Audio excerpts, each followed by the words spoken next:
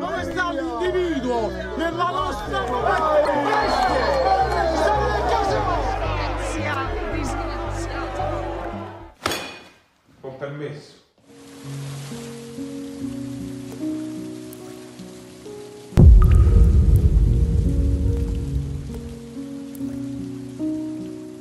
Buat kamu yang di sana yang kadang lelah banget dan muak dengan perlakuan dunia kepadamu, jangan pernah berhenti melangkah. Lakukan apapun yang kamu inginkan dan yakini. Kejar impianmu dan percayalah kalau suatu saat nanti itu akan menjadi kenyataan dan akan menghasilkan kesuksesan untukmu. Jadi tetap semangat ya buat kamu yang lagi berjuang. Selamat nonton dan selamat beristirahat.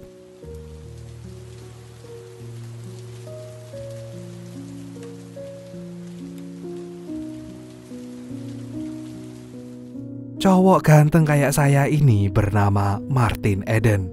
Dia terlahir dari keluarga miskin. Saking miskinnya dia harus berhenti sekolah sejak kelas 2 SD dan kerja menjadi seorang pelaut yang berpergian ke sana kemari sampai bertahun-tahun. Suatu hari saat di kota bernama Napoli, dia melihat seorang anak yang sedang diseret oleh seorang preman. Saat Martin melihat itu, dengan segera dia pun membantu anak itu untuk lepas dari si preman. Dan akhirnya anak itu pun selamat dan Martin mengantarkannya pulang. Anak laki-laki itu memperkenalkan dirinya kalau dia bernama Arturo. Arturo ini adalah seorang anak bangsawan dari kota Napoli. Dan betul aja ketika Martin sampai di rumahnya, Martin terpukau dengan rumah yang terlihat seperti istana Bogor itu. Sementara Arturo memanggil kedua orang tuanya, Martin pun menunggu di ruang tamunya dan melihat-lihat barang-barang antik yang terlihat mahal ada di sana. Selagi Martin melihat barang-barang di sana, tiba-tiba saja dia dikejutkan dengan hadirnya seorang wanita cantik yang ada di belakangnya. Wanita itu pun langsung memperkenalkan diri. Namanya adalah Elena Orsini, yang ternyata kakak dari Arturo. Mereka pun langsung ngobrol soal lukisan dan juga buku-buku Prancis yang ada di dalam rak. Kemudian saat keduanya sedang asik ngobrol, ibunya Elena yang bernama Matilda Orsini datang menemui mereka. Sebagai rasa terima kasihnya, Martin pun diajak makan siang bareng. Selama makan bersama, Matilda banyak bertanya soal latar belakang juga pendidikan dari Martin. Dan Martin pun menceritakan dengan sejujur-jujurnya kalau keluarganya itu adalah keluarga yang gak mampu ngasih biaya, yang akhirnya dia harus putus sekolah dari kelas 2 SD. Setelah selesai, terlihat Elena pun memainkan pianonya dan ditonton oleh Matilda, Martin, dan juga Arturo, di mana mereka sangat menikmati penampilan Elena itu. Belum juga selesai Elena memainkan pianonya, Martin udah tepuk tangan duluan. Sehingga mereka semua pun melihat Martin heran, dan hal itu langsung membuat Martin malu. Sehabis itu Martin pun pamit pulang karena udah sore. Tapi sebelum pulang, Elena memberikan bukunya kepada Martin. Semenjak hari itu keduanya pun semakin dekat, dan Martin sering banget main ke rumah Elena. Sesampainya di rumah, Martin bertemu dengan kakaknya, Giulia, dan juga suaminya, Bernardo. Bernardo pun penasaran kenapa akhir-akhir ini Martin terlihat bahagia kayak orang kasmaran. Tapi Martin cuma menjawab dengan senyuman aja. Namun tiba-tiba Bernardo mengubah topik dan langsung meminta Martin bayar uang sewa. Karena selama ini Martin tinggal di rumahnya. Dan hal itu pun langsung bikin mood Martin hancur lebur. Besoknya Martin pergi ke rumah Elena. Di situ Martin duduk diam dan Elena melukisnya. Sambil menunggu gambaran Elena selesai, Martin mengajaknya ngobrol dan bilang kalau Martin kagum dengan Elena dan dia ingin menjadi sepertinya dalam bicara ataupun pikiran. Yang membuat Elena menyuruhnya untuk meneruskan aja pendidikannya lagi. Tapi karena tahu kalau Martin ini gak punya duit, Elena pun menawarkan buku tata bahasa untuk dibaca oleh Martin. Kemudian ayah Elena yang bernama Signor datang bersama Matilda, lalu berkenalan dengan Martin dan setelahnya Elena pamit ngajakin Martin pergi sambil mengambil buku. Di hari selanjutnya Martin harus pergi dari Napoli karena kapalnya udah mau berangkat memulai perjalanannya yang baru. Tapi sayangnya kapalnya rusak dan kapal itu berhenti di Genoa. Selain itu, sang pemilik kapal juga memutuskan untuk mengurangi pekerja di kapalnya. Sehingga mau gak mau, Martin harus dipecat. Dan untuk kembali ke Napoli, dia pun gak punya uang. Mau gak mau, dia harus mencari pekerjaan dulu di Genoa. Sampai akhirnya dia bertemu dengan teman lamanya yang bernama Nino. Dan dia pun langsung meminta pekerjaan kepada Nino. Kemudian di hari berikutnya mereka pun bekerja menjadi kuli batu di tempat berangkal. Malamnya sebelum tidur, Martin membaca surat dari Elena. Tapi tiba-tiba aja ia diajak ngobrol sama Nino. Lalu Nino pun bilang kalau dia capek banget kerjanya. Karena kerjaannya ini gak setimpal dengan gajinya yang sedikit banget. Dan Martin hanya bisa menyuruhnya untuk bersabar. Besok harinya saat mereka sedang kerja, Nino tampak kelelahan karena gak dikasih waktu untuk istirahat. Sampai bosnya marah dan berantem sama Nino. Lalu bosnya bilang kalau Nino gak akan pernah dapat gaji lagi. Pulang kerja, Nino dan Martin pun langsung menyulik bosnya. Ia lalu memeras uangnya, kemudian keduanya pergi. Dan setelah itu, Nino dan Martin berpisah karena Martin akan segera kembali ke Napoli. Sedangkan Nino punya tujuannya sendiri. Di sisi lain, Elena berlari sekencang-kencangnya menemui Martin setelah dia pulang kuliah. Sampai akhirnya mereka pun bertemu. Martin tiba-tiba aja bilang kalau dirinya mau kerja jadi penulis. Bukannya seneng, Elena malah ragu kalau Martin bisa, apalagi Martin ini gak berpendidikan. Setelah itu, Martin pun merenung ke pantai sambil membaca majalah. Lalu tiba-tiba aja dia melihat pengumuman dicarinya penulis baru untuk majalah dengan bayaran yang sangat besar. Malamnya Martin pun mencoba menulis cerita hanya dengan kertas dan pulpen dulu karena dia nggak punya mesin tik. Dan esok paginya Martin langsung menunjukkan tulisannya itu ke Giulia. Tapi Giulia nggak menyukai tulisan yang dibuat Martin. Dan hal itu membuat Martin agak kecewa. Martin pun gak mau menyerah. Akhirnya besoknya dia pergi ke pasar dan membawa uang tabungannya untuk beli mesin tik. Pulangnya Martin pun langsung menulis cerpen kemarin dengan menggunakan mesin tik barunya. Kemudian ia langsung kirimkan ke kantor pos.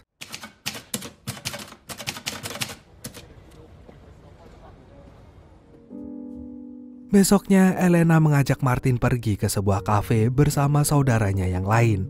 Di sana terlihat ada pelayan cantik yang membuat semua laki-laki terpana. Dia bernama Margherita. Saking cantiknya, pelayan itu membuat Elena cemburu dan ketakutan kalau Martin akan menyukainya juga. Dan beberapa hari kemudian Martin pun pergi ke pelabuhan dan melihat para pelaut sedang berdemo soal budak kapitalisme yang mengakibatkan mereka mogok kerja. Herbert, salah satu teman Martin, maju dan mengutarakan pendapatnya, tetapi hanyalah teriakan dan kericuhan yang terjadi pada saat itu. Dove sta l'individuo nella nostra bestia? Siamo nel caso.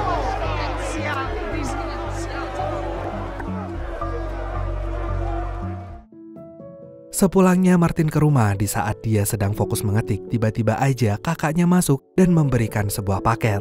Ternyata naskah miliknya ditolak percetakan. Keesokan harinya Martin pun datang menemui Elena dan curhat kalau naskahnya nggak diterima. Mendengar itu, Elena pun langsung menawarkan Martin untuk kerja aja bareng ayahnya sebagai akuntan. Tapi Martin menolak karena ia lebih suka bekerja di luar ruangan seperti pelaut dibandingkan harus diam di kantor. Di balik Martin yang suka bepergi-pergian ini, sebenarnya ada satu hal yang membuatnya berat untuk pergi dari kota Napoli akhir-akhir ini, yaitu Elena, wanita yang sangat ia cintai. Lalu dia pun mengutarakan perasaannya kepada Elena, dan ternyata Elena pun juga merasakan hal yang sama. Mereka pun akhirnya terbawa suasana dan setelah itu mereka memutuskan untuk memiliki hubungan yang lebih serius. Dal primo giorno che t'ho visto. Devi essere buono. Malamnya Martin pun pulang ke rumah. Saat dia akan berjalan ke kamarnya, seketika Roberto memanggilnya ke ruangan makan saat itu juga. Martin pun menemui Roberto dan Giulia yang berada di sana. Roberto menyambutnya dengan baik dan ternyata sikap baik itu hanya ada maunya. Roberto minta Martin untuk menjadi seorang budak dan tentu aja Martin menolak, dan hal itu membuat Roberto marah dan bertengkar dengan Martin. Karena kejadian itu, Martin pun memutuskan untuk keluar dari rumah kakaknya dan pergi jauh entah kemana. Ketika Martin berada di kereta, di depannya ada seorang ibu bernama Maria dengan membawa 2 anaknya yang bernama Paulina dan juga Tonino. Maria pun mengajaknya ngobrol sampai-sampai keduanya menjadi dekat. Sesampainya ia di tujuan, karena Martin gak punya tempat tinggal, akhirnya Maria pun ngajakin dia ke rumahnya untuk tinggal. Tetapi tetap aja Martin harus membayar sewa. Beberapa hari kemudian Martin pun menulis surat pada Elena dan mengatakan kalau dia sudah sampai di kota lain. Di sana dia akan fokus menulis dan meminta waktu 2 tahun untuk menjadi seorang penulis. Lalu ia akan kembali ke Napoli dan langsung menikahi Elena. Hari berikutnya Martin pun diundang ke acara keluarga Elena. Lalu dia bersiap-siap dengan dibantu Maria dan Paulina untuk memilih pakaiannya. Sesampainya di acara, saat hendak mencari Elena, Martin gak sengaja mendengar percakapan Matilda dan juga Signor yang gak menyetujui hubungannya. Karena Martin dan Elena dirasa tidak sederajat. Martin hanyalah pelaut miskin dan bodoh, sedangkan Elena seorang putri bangsawan. Beberapa hari kemudian, Martin dan Elena pergi ke bioskop untuk nonton film. Sepulangnya dari sana, keduanya malah bertengkar. Dan saking emosinya membuat Elena gak sengaja bilang kalau tulisan Martin ini jelek banget. Dan langsung merendahkan lingkungan Martin yang dari keluarga miskin. Sampai Elena hampir putus dengan Martin. Ketika Martin ke warung dan akan membeli makanan, ibu warung menagih hutangnya. Tapi Martin gak punya uang lagi dan hanya membayar sedikit.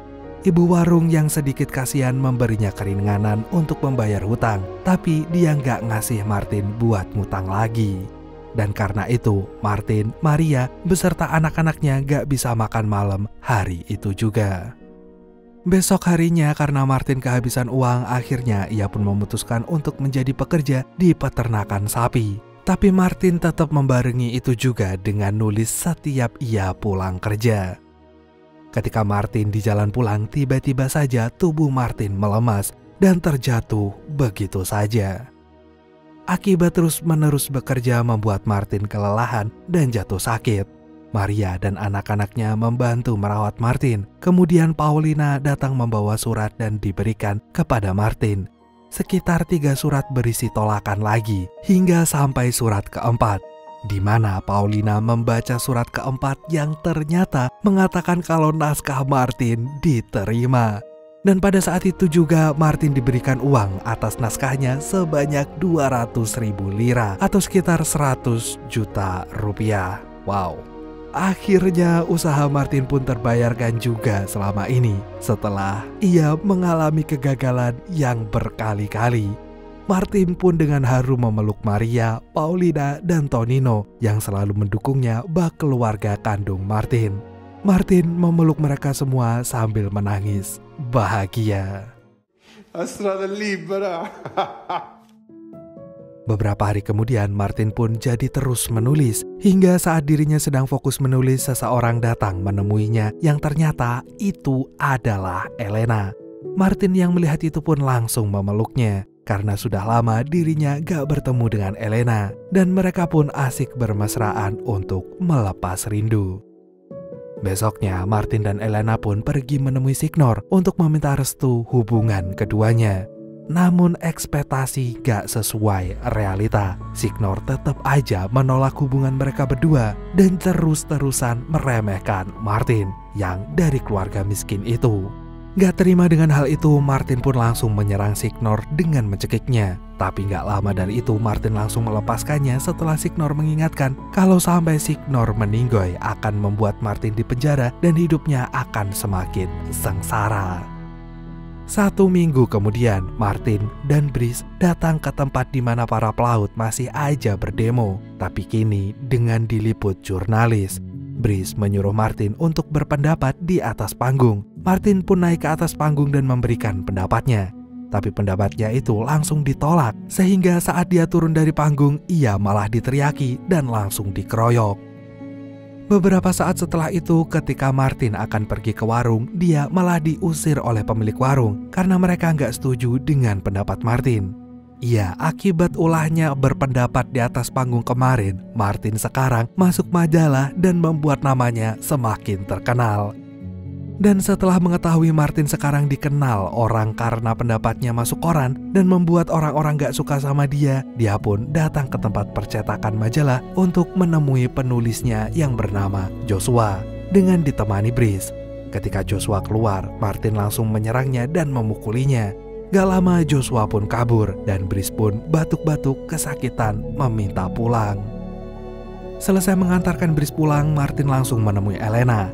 Sesampainya ia di sana, Elena sudah menangis melihat majalah dan melihat berita Martin. Martin pun mencoba menenangkannya dan gak lama keluarga Elena ngajakin dia untuk makan malam. Selama makan malam tadinya hanyalah kesunyian yang ada, hingga akhirnya seseorang kerabat dari Elena yang bernama Judge Matei buka suara soal kasusnya Martin, yang membuat keduanya saling menyampaikan pendapat soal sosialisme dan individualisme yang ramai terjadi saat ini. Elena pun mencoba menghentikannya, tapi hal itu malah membuat Martin semakin marah. Hingga saat amarah Martin memuncak, Martin pun langsung meninggalkan ruangan dan berkata pada Elena kalau dia ada di sana hanya karena untuk menemui Elena. Che lei parla di Spencer con me. Adesso basta. Sei insopportabile. Io se sto qua è solamente per te. È solo per te. Dan sejak kejadian itu, Martin menjadi banyak diam dan merenung dengan apa yang telah terjadi. Bahkan dia nggak bisa fokus untuk menulis lagi. Sampai akhirnya Martin pun menemui Brice yang sedang berada di rumah sakit dan meminjam buku puisi miliknya Brice. Beberapa hari kemudian Martin pun meminta Elena bertemu, tapi Elena nggak mau dan menutup teleponnya. Walaupun sudah ditolak Elena, Martin tetap nekat datang ke rumahnya, tapi ditahan oleh salah satu pekerja yang bernama Carmela. Carmela bilang kalau rumahnya itu kosong, padahal di sisi lain Elena sedang melihatnya di balik jendela. Di tengah kekacauannya itu, Martin malah bertemu dengan Margherita secara nggak sengaja. Margherita ini langsung mencoba menghibur Martin dengan mengajaknya menari bersama. Dan tiba-tiba aja Nino yang ternyata kekasih Margherita datang ke sana.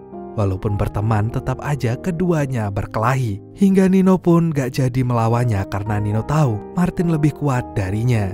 Akhirnya Martin dan Margherita pun pergi ke pantai. Besoknya di pagi hari, Martin yang bersiap pergi dari rumah tiba-tiba aja dihampiri oleh Pauline dan diberikan sebuah surat yang ternyata berisi pemberitahuan kalau tulisan Martin akan diterbitkan lagi. Walaupun itu kabar baik, Martin gak begitu senang seperti biasanya. Kemudian Martin pun pergi ke rumah sakit dan melihat kalau kamar Brice sudah ramai orang. Martin pun langsung berlari ke sana dan ternyata Brice udah COD duluan dengan malaikat secara mandiri. Karena kejadian itu, Martin pun menjadi depresi banget sampai ia membeli alkohol lalu menyusuri perladangan. Semalaman dia di sana hingga nggak sadarkan diri. Martin pun terus memikirkan sahabatnya yang biasanya menemaninya di saat lemah, kini telah tiada.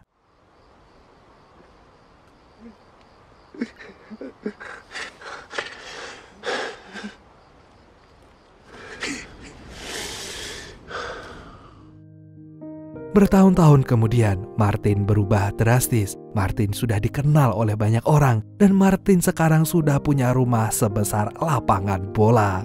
Saking kayanya, sekarang uang menjadi hal yang mudah baginya, dan dia bisa melakukan apapun semuanya dengan uang yang ia miliki. Dan setelah sekian lamanya, akhirnya Martin pun pergi menemui Maria untuk terakhir kalinya sebelum Martin pergi ke Amerika Serikat untuk mengurus bisnisnya. Sepulangnya, Martin pun langsung berbaring tertidur di sofa sampai asistennya membangunkannya untuk segera bersiap karena dia akan melakukan konferensi pers. Dan saat dia akan bersiap, dia menemui istrinya, yaitu Margherita, yang baru saja pulang berbelanja baju untuknya. Mendengar hal itu, Martin gak menyukainya. Hingga saat mereka sedang berdebat, Martin akhirnya jujur dan bilang kalau dirinya sebenarnya gak begitu mencintai Margherita. karena cintanya cuma buat Elena. Dan tentu saja perkataan Martin itu membuat Margarita cukup sakit hati. Dan konferensi pers pun dimulai. Dengan ogah-ogahan Martin menjawab dan menjelaskan apa yang ditanya para penonton di sana, sehingga penonton pun tertawa dan menyanjungnya. Sedangkan istrinya Margarita hanya bisa berdiam kesal. Hingga selesai acara, Margarita melihat kehadiran Elena yang datang ke sana. Yang akhirnya dia berencana pergi meninggalkan Martin sendirian. Karena dia tahu belahan jiwanya Martin hanyalah Elena. Dan mungkin dengan kepergiannya itu, Martin akan bisa bahagia. Selesai acara, Martin pun mengunjungi kakaknya Giulia yang kini sudah memiliki toko. Martin pun pamitan pada Giulia, dan Giulia yang mendengar itu merasa bangga pada Martin yang sekarang udah sangat-sangat sukses. Ketika Martin sedang diam sendiri di kamarnya, tiba-tiba seseorang memasuki kamarnya yang ternyata itu adalah Elena. Sehingga keduanya pun langsung melepas rindu. Dan tiba-tiba Martin teringat kejadian di masa lalu, sampai hal itu membuat Martin kesal. Martin udah diinjak-injak oleh Elena dan keluarganya. Dengan gak bersalah, Elena datang lagi minta balikan. Padahal Martin udah sebegitu hancurnya saat dia menghinanya dan pergi dari hidupnya. Saat itu juga Martin langsung mengusir Elena, dan Elena pun pergi meninggalkannya sembari menangis menyesal. Vai via! Esci, vai via! Via! Sementara itu, Martin pun melihat kepergian Elena dari jendela kamar. Terlihat Elena menangis dan memeluk ibunya. Di sisi lain, Martin melihat dirinya saat masih muda berjalan. Setelah melihat itu, dia terus mengejarnya sampai ke tempat yang jauh dan asing bagi Martin. Hingga tiba-tiba saja perlahan Martin membuka matanya dan mendengar kalau seseorang berteriak, "Perang akan dimulai." Martin tampak kebingungan dan dia baru saja sadar kalau hidupnya sudah hancur semenjak hari itu. Ya, Martin pergi ke tengah laut sampai dia gak terlihat lagi.